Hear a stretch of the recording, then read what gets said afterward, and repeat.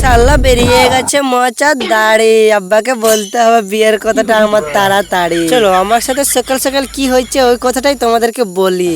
হ্যাঁ, সকাল সকাল ঘুম থেকে তুলে আব্বা আমাকে রাজপ্রাসাদ থেকে বার করিয়ে দেয়, কারণ আমি ছাগলটাকে বিয়ে করে ভুল করে ফেলি। হ্যাঁ, তারপরে আমি রাজপ্রাসাদ থেকে বিরিয়ানি ছোট্ট উনল করে লি, কারণ তারা তো সবুজ বিরিয়ানি খেয়ে বেঁচে থাকবে আর আমি শালা কি খাবো, আমাকে তো করে খেতে হবে। হ্যাঁ, আব্বা আমাকে বাংলো থেকে বার করে এই ছোট্ট কুড়ে ঘরটা দিয়ে দিল। আর কি বলবো তোমাদেরকে আমার দুঃখের কথা। চলো তোমাদের কুড়ে ঘরটা ভিতরে ঢুকে দেখাই। শালা রে কুড়ে ঘর না গোয়াল ঘর দেখাচ্ছে একটু বেশি। ওয়াও, দিস ইজ ছেনা ছেনা লাইটিং। শালা আমার ঘরটা থেকে স্পেশাল সেন আসছে গোবর। চলো এই খুশিতে একটা কষ্টের গানই গেলি। এত কষ্ট বুকের ভিতর রাখার জায়গা নাই। তারপরে শালা বুকের ভিতরে 5 কেজি কষ্ট নিয়ে আমরা বিশ্বযুদ্ধ শুরু করে দিলাম।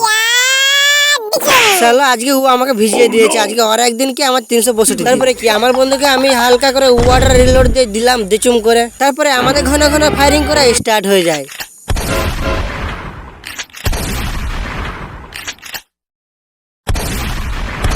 যাই হোক গাইস, আমাকে হার মেনে নিতে হলো লাস্ট পর্যন্ত, কোনো করার ছিল না। তারপর শালা হঠাৎ করে নজর গেল আমার দাড়ির দিকে। ও আব্বা বেরিয়ে গেছে আমার দাড়ি, বিয়েটা দিয়ে দাও তাড়াতাড়ি। তারপরে আব্বা হঠাৎ করে বলে উঠলো,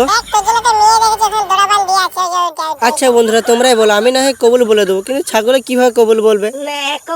আই সোনা কবুল। আর বাকি কবুল গুলো আমি পরের ভিডিওতে বলবো, তার জন্য ফলো করে রাখো।